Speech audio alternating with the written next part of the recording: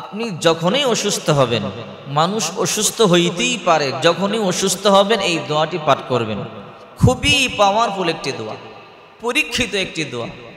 এই দোয়াটি পাঠ করে কত মানুষ যে সুস্থ হয়েছে আপনি শুনলে অবাক হয়ে যাবেন। আমাকে অনেকেই ফোন করে বলে, হুজুর এই দোয়া পড়ে আল্লাহ পাক আমাকে সুস্থ করে দিয়েছে।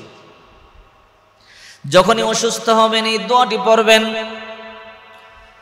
কমপক্ষে 10টা রোগ থেকে আল্লাহ আপনাকে মুক্তি দিয়ে দিবে।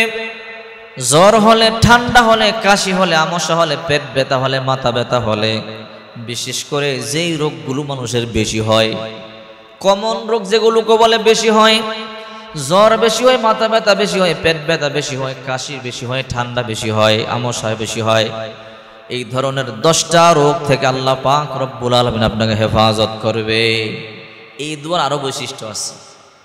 এই দোয়া পরে দোকান উদ্বোধন করলে দোকানের মধ্যে কাস্টমার বেশি হয়, বেচা কেনা ভালো হয়। এই দোয়া পরে গাছ রোপণ করলে ওই গাছের মধ্যে আল্লাহ ফল বেশি দেয়। এই দোয়া পরে বিবাহের মধ্যে গেলে আল্লাহ তাআলা ওই বিবাহের মধ্যে বরকত দেয়। এই দোয়া পরে যে কোনো কাজে যাবেন ওই কাজের মধ্যে আল্লাহ তাআলা বরকত দিবে।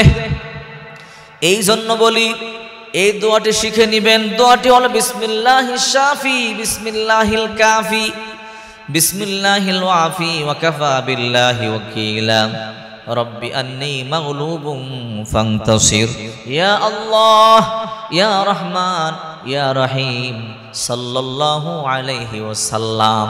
শেষে দুরূদ শরীফ পাঠ করবেন। একটা কথা মনে রাখবেন, যে কোনো আমল করবেন ওই আমলের শুরুতে দুরূদ শরীফ পাঠ করবেন, আর শুরুতে পাঠ না করলে শেষে অবশ্যই পাঠ করবেন।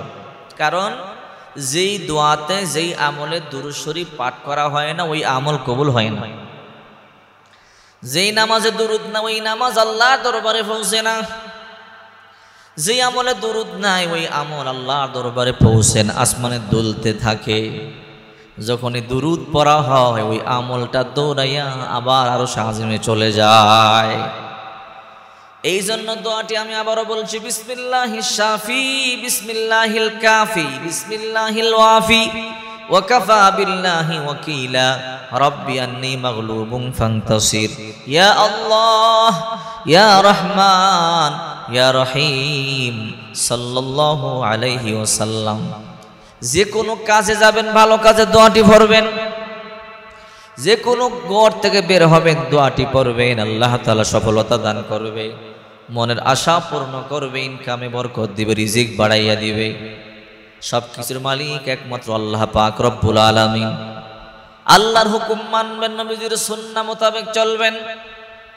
যদি আপনি নবীজির সুন্নাহ মোতাবেক আমলগুলো করতে পারেন দুনিয়াও সফল হবে, পরকালও সফল হবে এবং আমলে আপনার কাজ করবে।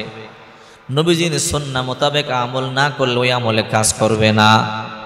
আমলের দাম আল্লাহর দরবারে অনেক বেশি। আল্লাহ পাক রব্বুল আলামিন বলেন, মান আমিলা সালিহাম মিন যাকারিন আও উনসা ওয়া হুয়া মুমিন ফালানুহিয়ান্নাহু হায়াতান তাইয়্যিবা ওয়া লানাজজিয়ান্নাহুম আজরাহুম বিআহসানি মা কানু ইয়ামালুন।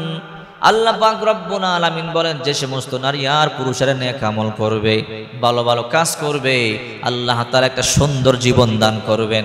1 নম্বরে সুন্দর জীবন দান করবেন। 2 নম্বরে আল্লাহ পাক রব্বুল আলামিন পুরস্কৃত করবেন, অর্থাৎ আখিরাতেই আল্লাহ পাক রব্বুল আলামিন জান্নাত দিয়ে দিবে। এই জন্য নেক আমল বেশি বেশি করবেন। যত আমল করবেন আপনার সংসারে শান্তি আসবে, রিজিকের মধ্যে বরকত আসবে, বালা মুসিবত দূর হবে, অন্তর থেকে ডিপ্রেশন দূর হবে, আল্লাহ তাআলা অন্তরে শান্তি ঢেলে দিবে। এই জন্য দোয়াটি আবারও বলছি, বিসমিল্লাহিশ শাফি বিসমিল্লাহিল কাফি বিসমিল্লাহিল ওয়াফি ওয়া কাফা বিল্লাহি ওয়াকিলা রব্বি আন্নী মাগলুবুন ফান্তাসির ইয়া আল্লাহ ইয়া রহমান ইয়া রহিম সাল্লাল্লাহু আলাইহি ওয়াসাল্লাম। এই দোয়াটি পড়বেন, কপাল খুলে যাবে, ভাগ্যের পরিবর্তন হয়ে যাবে। এই দোয়ার পাওয়ার অনেক অনেক, যা কল্পনাও করতে পারবেন।